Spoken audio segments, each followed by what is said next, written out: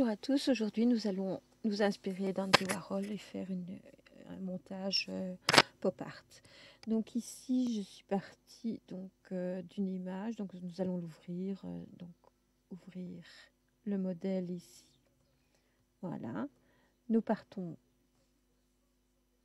de ce modèle et nous allons travailler en deux étapes. La première étape, ce sera de nettoyer le fond, de la rendre de l'utiliser en format avec la transparence, donc en format PNG, et par la suite faire un montage. Donc nous allons devoir la réduire, créer un carré, la nettoyer, puis une fois qu'on aura ce résultat ici, une fois qu'elle sera réduite, nous allons l'intégrer ici et ajouter les couleurs. Donc la première étape va consister donc au nettoyage de la première image. Donc nous attaquons la première étape. Nous allons d'abord dupliquer le calque par précaution.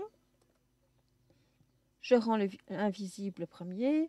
Je vais lui donner le nom 1 et je vais donner à chaque étape un numéro. Alors la première chose à faire, ça sera de gommer le fond. Donc malheureusement, il n'est pas uniforme, donc ça sera beaucoup plus compliqué de le retirer. On aura plus de travail. Donc ça sera l'occasion d'utiliser les outils de sélection contiguë et la gomme. Donc nous allons déjà utiliser la sélection contiguë, mais avant tout, avant de faire quoi que ce soit, n'oubliez pas que si nous voulons que ça fonctionne et que la gomme efface bien et n'utilise pas simplement la brosse en mettant la couleur d'arrière-plan, il va falloir que nous ajoutions une transparence, donc un canal alpha. Je vais ajouter un canal alpha à mon calque, voilà. Maintenant, je vais peut-être le dupliquer, comme ça, puisque j'ai dit qu'à chaque étape, on allait le faire. 2, donc je vais l'appeler nettoyage. Nettoyage, voilà. Nous allons cacher ici, donc je vais sélectionner, voilà. Et si je fais delete, ben vous voyez, on a la transparence qui apparaît. Donc notre canal alpha est bien appliqué. Nous allons encore sélectionner tout ce que nous pouvons. Donc dans les options de l'outil, j'ai bien ici remplace. Voilà, donc je vais ici aller un peu dans les cheveux, pas prendre trop non plus parce que voilà, il faut que ça se travaille bien. Je vais zoomer, peut-être déjà 100. Voilà, ici, il n'y a pas besoin de trop dans les détails, hein, mais si vous regardez mon modèle, ici, je n'ai pas bien retiré toutes les impuretés. On voit ici quelques petites bavures, on le voit bien ici. Donc le bleu sur le mauve, ici on ne le voit pas beaucoup, mais il apparaît vraiment ici sur le jaune et sur l'orange. Donc si vous pouvez être précis, c'est d'autant mieux. Donc voilà, j'ai encore toutes ces impuretés ici. Je vais déjà regarder ce que je peux faire avec la baguette magique, pardon. Voilà, et ici, ça fait déjà un bon nettoyage. Et vous voyez, en faisant ceci, on a coupé là. Mais c'est pas grave, on recorrigera ici, puisque c'est pas dit que cette partie sera reprise aussi dans notre image à la fin. On a quand même une partie de la main, si ça sera repris, donc on pourra le corriger avec le tampon, donc l'outil de clonage. Je vais utiliser la gomme, pardon, donc je vais retirer ma sélection et je vais utiliser l'outil gomme avec, donc je vais prendre une brosse dure pour bien nettoyer toutes les imperfections. Je vais augmenter la taille pour avoir déjà le plus gros, en tout cas tout ce qui est le plus éloigné du personnage. Voilà. Pour ce qui est des impuretés plus près du personnage, on diminuera la brosse et on retravaillera. Donc ça, je vais vous laisser le faire avec la gomme. Et on se retrouve pour, une fois que toutes ces impuretés seront nettoyées. Donc n'ayez pas peur d'utiliser le zoom, d'alterner la gomme et l'outil de baguette magique, parce qu'il y a endroits peut-être que vous ne saurez pas atteindre. Vous faites le travail et puis je vous rejoins un peu plus tard. Donc notre nettoyage est terminé. Nous allons simplement faire les petites corrections ici au niveau de la main. Donc nous allons prendre les calques. Je vais le dupliquer comme ça. Il n'y aura pas de problème. Je cache le premier. Je mets 3 et je vais mettre correction. Voilà. Donc je vais utiliser l'outil de clonage, donc le tampon ici. Je vais bien zoomer. Et pour rappel, donc l'outil de clonage, il faut sélectionner la source, donc avec CTRL-clic. Donc je peux encore zoomer un peu. Je pense que ça sera quand même plus juste. On ne va pas être très précis parce que ça ne va pas influencer beaucoup. Donc si je prends cette partie-ci, CTRL-clic, et puis je vais... Donc je peux très bien avancer. Donc clic, clic. Voilà.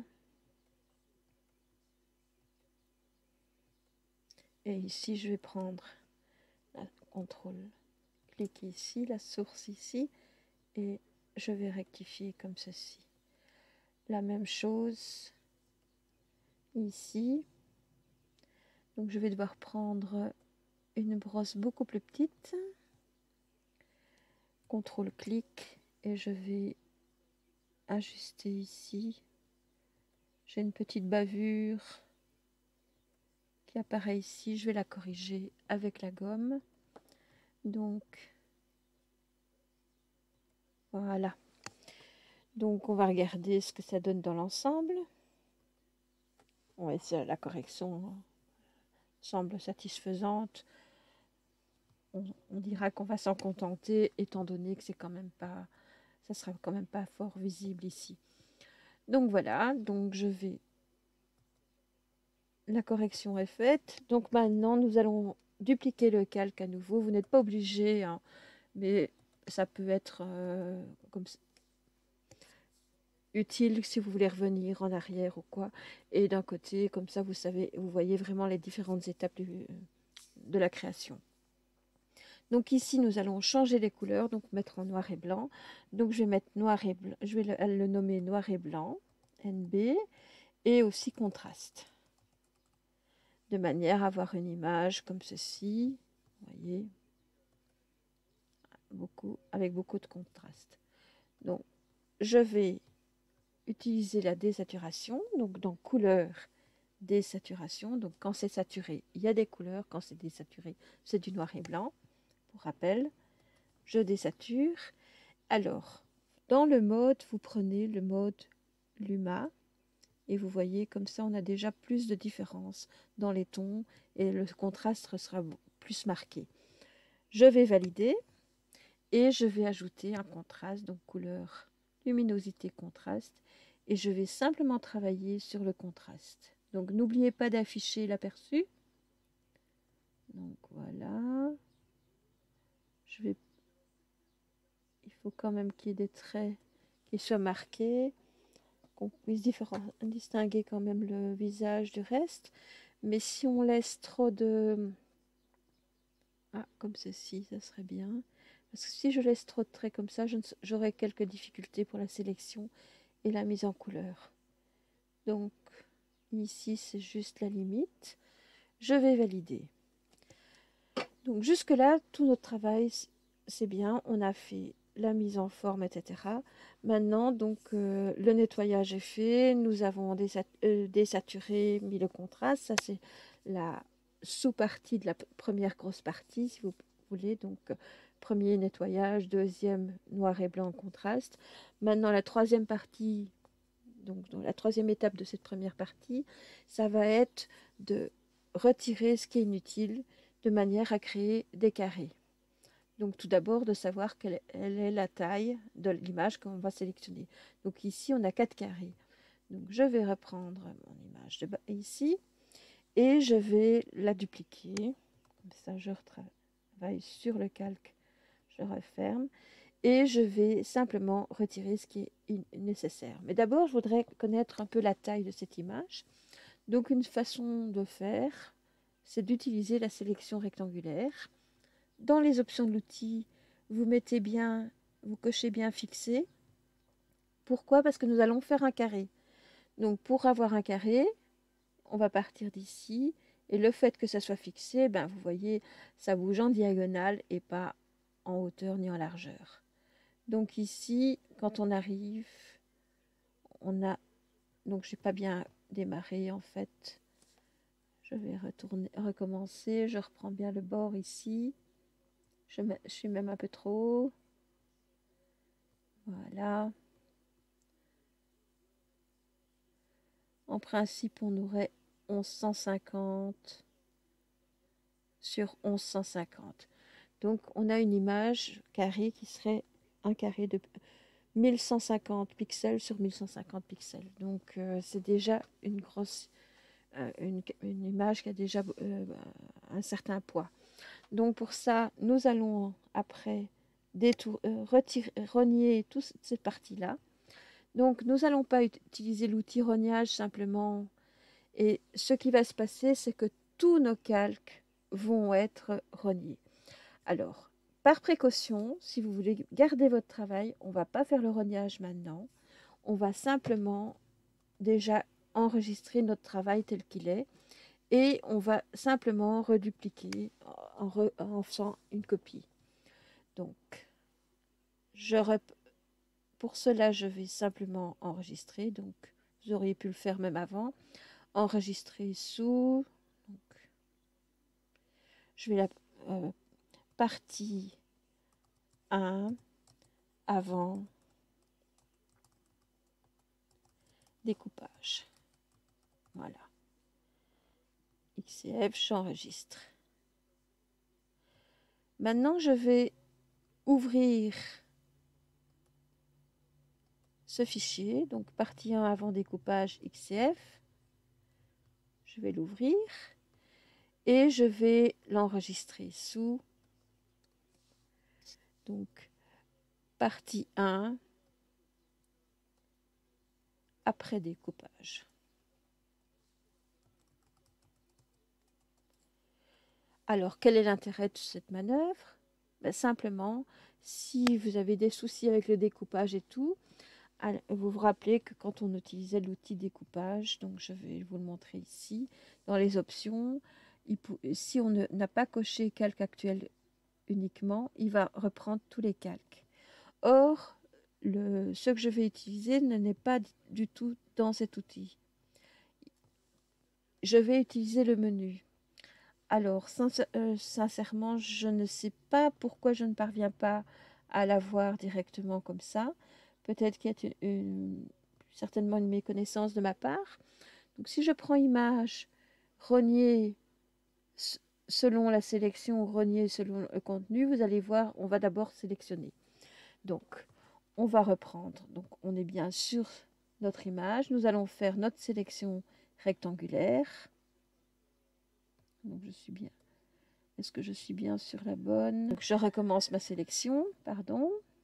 Je reprends ici.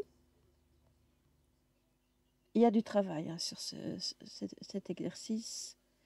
Donc, si je prends les options de l'outil, je vais, vous voyez, 1158, donc il y a un petit souci. Donc voilà, je vais ressortir de ma sélection. Je vais la recommencer. Donc, sélection aucune. Je reprends mon outil de sélection. Et je vais normalement avoir 1150. Ou alors...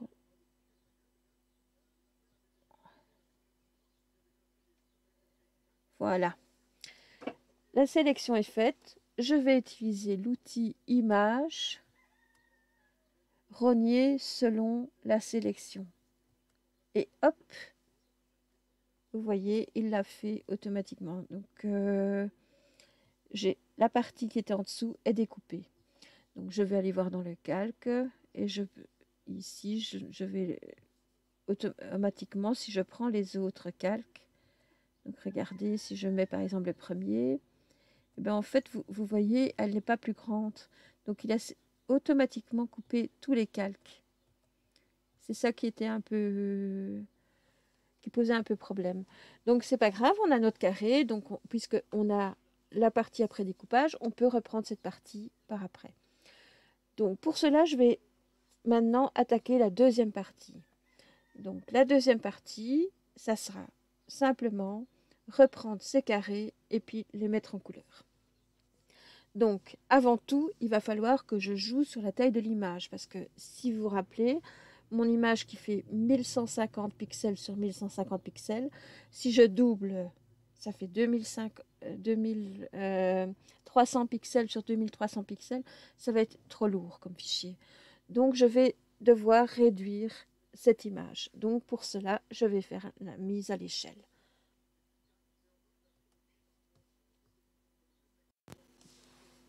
Donc maintenant, pour la mise à l'échelle, nous allons nous mettre sur notre calque. Donc ici, on est bien sur, je vais l'appeler donc mise à l'échelle. Voilà. Et nous allons ici dans le menu, image et échelle et taille de l'image. Pour cela, nous allons mettre 600 en largeur. Donc il faut que la chaîne soit bien reliée. Automatiquement, donc j'ai un petit décalage de 2 pixels, c'est pas bien grave. C'est pas un carré parfait. Et je vais laisser 600 par 598. Je laisse la résolution telle qu'elle. Il n'y a aucune interpolation et je mets à l'échelle. Et voici mon calque. Si je regarde les autres, automatiquement, il va mettre tout, puisqu'on avait déjà le découpage et tout. Donc là, c'est parfait. Si maintenant, je veux faire une copie, vous allez voir. Donc, je vais créer un nouveau fichier. Donc, on est dans la deuxième partie où on va coller ce calque dans un nouveau fichier. Donc, mon calque, il va devoir faire, donc mon nouveau fichier va devoir, ma nouvelle image, pardon, va devoir faire 600 x 2, donc 1200 par 1200. Et donc, je vais créer fichier nouvelle image, donc 1200, et ici, si je veux être précise, mais ça sera 1196. 196 et je vais donc dans les options avancées, je vais mettre une couleur d'arrière-plan en blanc et je vais valider. Voilà, je prends ce calque-ci, je vais le copier, donc CTRL A, CTRL C et je vais ici CTRL V le coller. Donc vous voyez, on voit que j'ai laissé quelques impuretés. Donc ça, je vais l'appeler 1. Voilà. Maintenant, si je garde mon outil, je peux le déplacer comme ceci. Ou sinon, j'utilise l'outil déplacer. Et voilà. Donc, CTRL Z, je me suis trompée. Je vais prendre l'outil déplacer. Je ferai moins de bêtises. Et voilà. La première image est passée. Donc, nous allons faire un duplicata de cette image avant de faire la suite. Donc, je vais dupliquer le calque. Je vais l'appeler 2. Voilà. Je vais le prendre. Donc, j'ai toujours mon outil de déplacement. Je vais le prendre et je vais le mettre juste à côté. Voilà. Il y a un petit décalage. Voilà. La même chose. Je le duplique. Dupliquer le calque. 3. Et je vais aller déplacer le nouveau calque. Donc ici, toutes nos photos sont dans le même sens. Donc, je vais le dupliquer et ainsi de suite. Voilà, on a nos 4 images qui sont placées sur la nouvelle photo. Donc, je vais enregistrer mon fichier, donc enregistrer sous. Je vais l'appeler composition.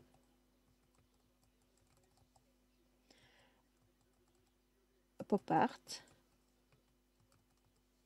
Voilà. Et voilà. Donc, la prochaine étape, ça va être la mise en couleur.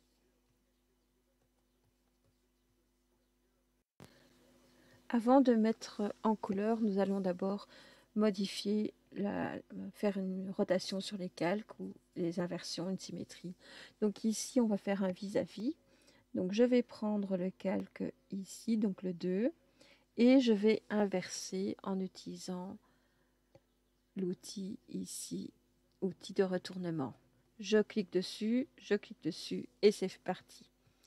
Donc la même chose avec ceci, donc je vais retourner, donc je suis bien sur l'outil de retournement, je clique sur la photo, donc automatiquement puisque j'étais sur le mauvais calque, je vais annuler ce que je viens de faire, je vais me repositionner sur le bon calque, je vais me retourner, je me repositionne sur le dernier calque, donc non, là c'est bon, on a bien, et je n'oublie pas de renommer mon dernier calque 4. Maintenant, nous allons colorer chaque partie. Donc pour cela, nous allons garder notre arrière-plan et nous allons automatiquement, donc on va en recréer un nouveau, par exemple un nouveau calque au-dessus, donc plus, et on va laisser en blanc, valider, et on va l'appeler couleur, par exemple. Voilà. Nous allons garder notre sélection rectangulaire et nous allons bien afficher les options d'outils. Nous allons faire un rectangle de 600 par 600. Donc en prenant bien la première partie. Donc je suis bien sur le calque ici des couleurs. D'accord. Dans les options, je sélectionne ici 600, c'est fixé. Donc je fais tabulation et normalement 600. 600, voilà. J'ai cette partie qui est sélectionnée. Maintenant, je vais aller dans l'outil, avec l'outil de remplissage. Je vais remplir avec la couleur d'arrière-plan qui est le rouge. Donc, sinon, vous allez le sélectionner ici. Je vais remplir avec la couleur d'arrière-plan. J'ai une opacité à 100% et je suis en mode normal. Je clique ici et voilà, mon arrière-plan est fait. Je vais faire la même chose pour chacun des calques. Donc, je vais me repositionner toujours sur celui-ci. Je garde l'image 2, donc ici. Je refais une sélection rectangulaire. Donc, ici, il n'y a plus besoin de calculer. Ici, on est bon. Je vais d'abord sélectionner une couleur. Donc, je vais prendre par exemple ici un fuchsia. Je vais valider. Et je vais prendre mon pot de peinture et remplir la sélection ici. Je vais faire la même chose pour chacune des parties. Donc, toujours ma sélection rectangulaire. Donc, je reprends mon repère ici. Voilà. Je vais sélectionner un bleu un peu turquoise. C'est plutôt... J'aimerais bien un bleu un peu plus marquant, plus vif. Voilà, c'est dans... Voilà, comme ceci. Voilà, je vais valider. Et je vais remplir avec le bleu. Dans les options d'outils, je vérifie bien si rien n'a été changé. Donc, mon pot de peinture. Voilà. Et ici, je vais mettre du jaune. Donc, je vais sélectionner du jaune. Donc, j'en ai déjà un ici. D'accord. La même chose. Donc, je fais ma sélection rectangulaire. pour la dernière partie.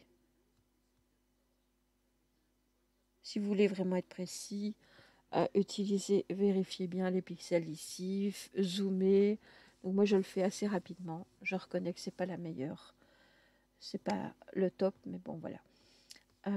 Donc je vais reprendre mon outil, pot de peinture, et je mets du jaune. Ça c'est pour la première partie. Donc maintenant nous allons travailler toujours avec le pot de peinture, mais sur les différents calques.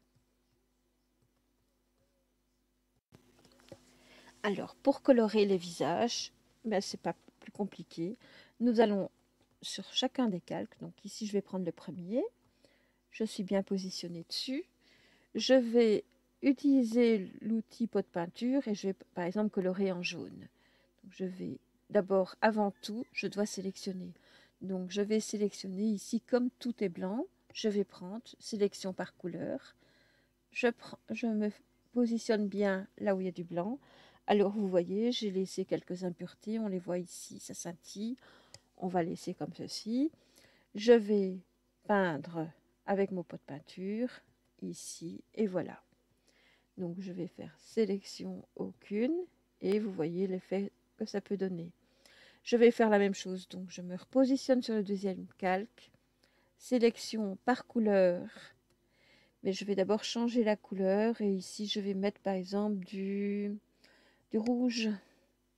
Je vais valider et je vais peindre en rouge.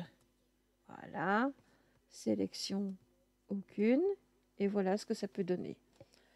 Donc vous pouvez poursuivre chacune des étapes, donc positionnez-vous bien sur le bon calque, faire la sélection par couleur. Donc ici je vais prendre peut-être du fuchsia.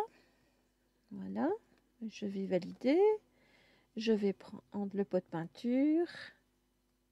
Et voilà. La même chose ici. Donc, je me repositionne sur le bon calque. Je vais faire une sélection par couleur. Hop. Je suis sur le blanc. Je remplis, donc je vais choisir quelle couleur qui manque. Hop, hop, hop, hop. Bah, du bleu. Je vais prendre le bleu. Je vais valider. Et je vais remplir avec du bleu. Maintenant, sélection aucune. Mais maintenant, il vous suffit d'enregistrer et de l'exporter en format JPG. Et voilà. C'est un travail assez long.